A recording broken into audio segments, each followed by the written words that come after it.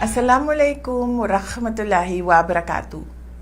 Madayaw ug maayong adlaw kaninyong tanan. Magandang araw at maligayang Pasko sa inyong lahat. Tuwing Pasko ay binabalot ang ating mga puso ng mga biyaya na hatid sa atin ng kapanganakan ni Jesus.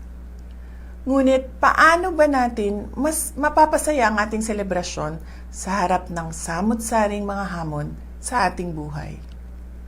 Mga kababayan, magiging mas makabuluhan ang Pasko kung ibabahagi natin ang mga biyaya ng Diyos sa ating kapwa, lalo na sa mga nahihirapan sa buhay, mga may karamdaman, mga ulila at walang tahanan, mga biktima ng sakuna at karahasan, at mga sektor na dumaranas ng kapabayaan.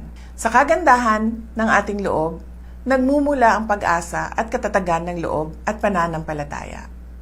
At ito ang gagabay at magpapalakas sa atin bilang mga individual, bilang mga pamilya, at bilang isang bansa.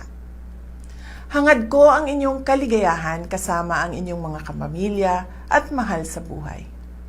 Lagi din nating ipagdasal ang biyaya ng kapayapaan at katatagan ng ating minamahal na bansa. Tandaan po natin na ang pusong nagpapasalamat ay mapagbigay, mapagmahal, mapagpatawad. Mula sa kaibuturan ng aking puso, malipayong Pasko kaninyong tanan. Mahalin natin ang Pilipinas para sa Diyos sa bayan at sa bawat pamilyang Pilipino. Syukran.